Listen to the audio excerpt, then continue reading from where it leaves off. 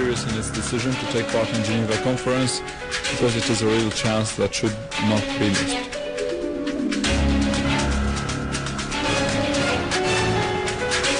And Russia is concerned and worried about arming the opposition in Syria because this would only hinder efforts to find a political solution to the crisis.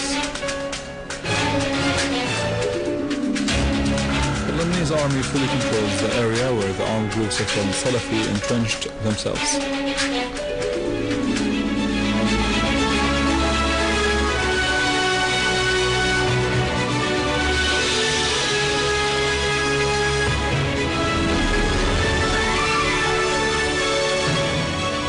Good afternoon, this is news in English from the Syrian television in Damascus. The Foreign Minister Al-Moallem stressed that Syria is serious in its intention to take part in the international Geneva conference because it is a real chance that should not be missed. In a press conference, Al-Moallem said that the plotters on Syria lost their balance after the victories of the Syrian Arab army in Al-Qusayr. Therefore, Fabius called for supporting the terrorists. The reaction of the plotters on Syria made us feel the importance of this battle. Al-Moallem added that Syria had never said that it possessed chemical weapons. The opinion polls in the US proved that the American people oppose arming the opposition and using the false claim of Syria's chemical weapons in order to make the American people encourage arming the opposition in Syria. The minister asserted that Syria was committed to investigating the use of chemical weapons in Khan al-Assad because the terrorists did use the nerve gas. The Syrian government has documents proving this and submitted them to the UN and the Russian side. Al-Moallem added that all reports show that the so-called al-Nusra front is the basic force in the field. In some villages and areas, parts of the so-called Free Army have joined this terrorist organization. This proves that weapon supplies would go directly to al-Nusra front.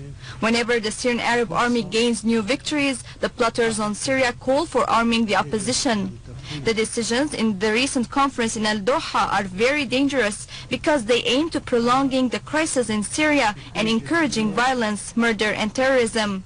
Arming the opposition would only hinder the Geneva conference and kill more Syrian victims. Al-Moallem asserted that the terrorist crimes in Sidon are only the beginning of the dangerous results of Al-Doha conference. However, arming the terrorist plotters of the opposition would never prevail because we are confident of the ability of the Syrian people and army to overcome terrorism. Al-Moallem asserted that Syria would never accept any solution imposed from the outside. The dialogue should be among the Syrians themselves, with the opposition abroad and the national internal opposition. Together we shall build Syria, he added. The minister pointed out that ending terrorism is not only a popular Syrian demand, but it is also a proof of the seriousness of those taking part in the Geneva conference. They have set up obstacles before the conference with their decision to arm the opposition. Syria is ruled only by the Syrian people, who are the most democratic. The minister asserted that Syria has warned from the beginning that events in Syria would have serious implications on the neighboring countries. Syria does not want to interfere in Lebanon's affairs because the Lebanese leaders are more capable of assessing their situation. We hope that the Lebanese army would be victorious. The minister pointed out that Syria aspires to a good relation with Jordan. Syria is in fact defending Lebanon, Jordan and Iraq. The minister asserted that Syria hopes that the sponsors of the Geneva conference, both Moscow and Washington, would prepare the suitable atmosphere for this conference, to build a partnership which would not be confined or restricted. He added that in his visit to Iraq, he witnessed the Iraqi Prime Minister's determination to take all measures to preserve security and to prevent events in Syria from overstepping into Iraq. The minister pointed out that Syria addressed a letter to the UN Security Council about Israel's role in facilitating the smuggling of armed terrorists into Syria and Israel's links with those terrorists in the separation area in the Golan. Al-Moallem pointed out that the supporters of terrorism have no interest in stopping violence in Syria as long as the violence serves Israel. Nobody can control the foreign terrorists in Syria or drive them out. Only the Syrian Arab army can do that. The minister pointed out that not all the Europeans agree on arming the opposition in Syria. In fact, most of them reject that because they are afraid that those terrorists would return to their countries. However, some Europeans have not stopped arming the terrorists since the start of the crisis. The minister asserted that Morsi's decision to cut off relations with Syria was sudden. However, this is left to the Egyptian people. The minister asserted that there were no foreign fighters siding with the Syrian Arab army. The foreign fighters are only on the side of al-Nusra front. Al-Moallem asserted that the Syrians have the full legitimate right to defend themselves against any aggression. If the people want to resist the Israeli enemy, we shall never prevent them. The minister asserted that the Syrian people would never forget Iran's friendly attitude to Syria during the crisis. He pointed out that if we wanted to deliver authority, we would do that in Damascus without going to Geneva. The others are presenting ideas that we reject. The ideas in Geneva would be presented only by the Syrian people. The minister asserted that the Saudis are a basic partner in plotting against Syria behind the curtains. The Russian foreign minister asserted that arming the opposition would only hinder the efforts to find a speedy political solution to the crisis in Syria. The minister pointed out the news of increasing the weapons supplies to Syrian opposition from Qatar and Saudi Arabia and the American and French experts training Syrian terrorists in Turkey and Jordan. The Russian statement asserted that the military support of the opposition without any restrictions would only violate the mission of finding a speedy political solution in Syria. The statement also asserted that the Syrian government agreed to take part in Geneva II conference, but some opposition groups refused to agree to take part in this conference without preconditions. The Russian Foreign Ministry said that all parties concerned to stop the violence should work on that immediately in order to reach a political solution on the basis of Geneva communique.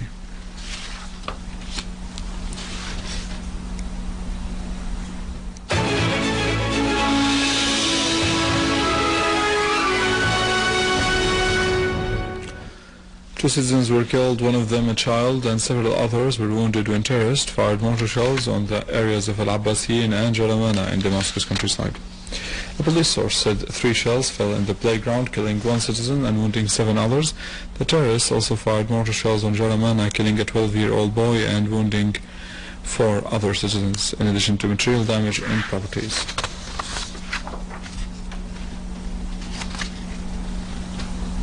The National Information Agency in Lebanon said that the Lebanese army has imposed full control on Abra in Sidon in southern Lebanon after clashes with the armed groups of Ahmad al-Asir. Cardinal Marib Shala Boutros al-Ra'i said that attacks on the Lebanese army are a crime against Lebanon. Those covering up such crimes are accessories to high treason. The Lebanese army lost 16 martyrs in these clashes, while the wounded victims exceeded 50. The number of the dead and wounded of those in the armed groups was not revealed. The road to the EU has become almost closed in front of the Turkish government as a result of Erdogan's internal and external policies. EU sources said that the European Union was on the verge of cancelling a new round of talks on Turkey's joining in a move that would further undermine Ankara's already weak hopes joining the EU very soon. And it would damage its relations with Europe. Germany and the Netherlands are blocking efforts to resume Turkey's bid to join the EU because of Erdogan's government's repression of protests, which have been going on in Turkey for nearly a month.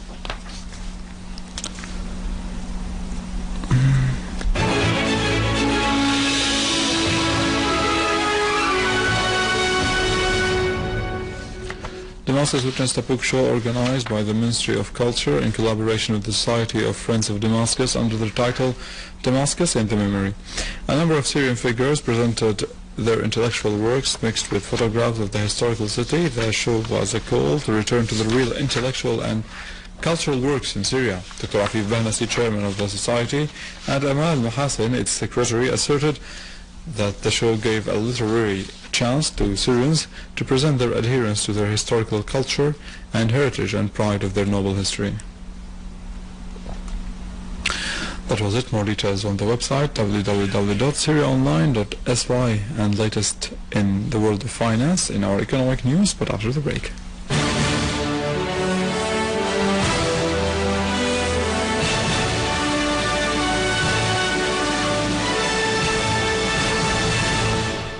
Good afternoon. Prime Minister Wael al-Haqi approved on the Economic Committee's recommendation to prevent exporting all kinds of vegetables in order to supply the local market with reasonable prices. Moreover, the government's approval and the Economic Committee's recommendation came in accordance with the demand of the General Establishment of Storage and Marketing concerning the high prices of the tomatoes and potatoes in the local markets. Sources in the Central Bank of Syria said that the bank's decision to sell the euro came to make the public sector deal with the euro instead of the dollar, in response to the embargo imposed on Syria by the United States for dealing in the dollar. Moreover, the sources pointed out that the foreign dealings are made by the common European currency, while the value of the dealings is paid by the euro, not the dollar, asserting that the bank is committed to limit the black market's role. The manager of the General Establishment of Housing said that granting loans for the housing assignees will start on July the 15th.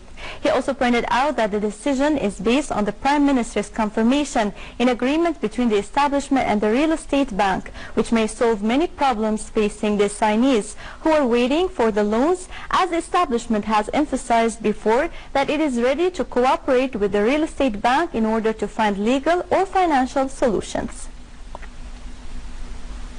The governor of Hama highlighted the need to provide all the facilities and to take the measures necessary for accelerating delivering grains from farmers. During his tour of the grain silos in Hama Governorate, he asserted the need to facilitate the matters related to the producers and the farmers to help them market their crops easily, whereas the branch manager of the General Establishment of Seeds showed that delivering the grains is taking place with a fast pace.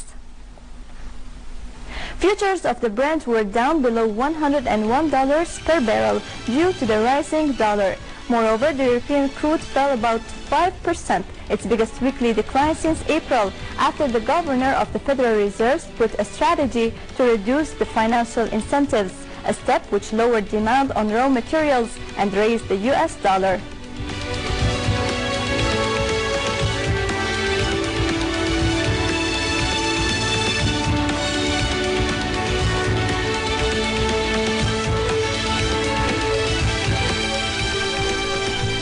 European shares were little changed before data on the German business sentiment. The US index futures and Asian shares dropped, with the Brent benchmark regional index heading toward its worst monthly loss in a year, while the Nikkei index rose 1.4%, continuing gains achieved in the last session.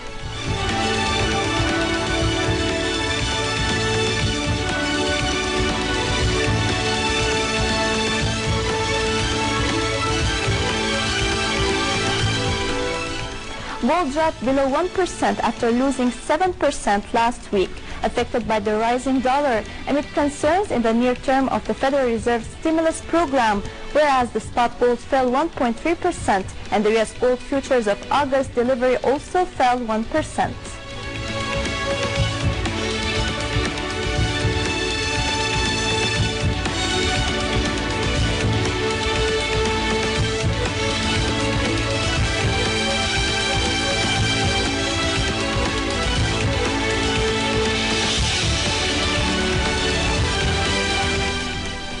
The US dollar rose to a two-week high against the yen before data that may add to the case of the Federal Reserve to pare back bond purchases. The US currency strengthened ahead of reports tomorrow that will probably show orders for the durable goods and housing prices that continue to recover. The yen slumped against most of its major peers as Japan's ruling coalition won a majority in Tokyo elections, whereas decline in the euro were tempered before the release of a German sentiment survey.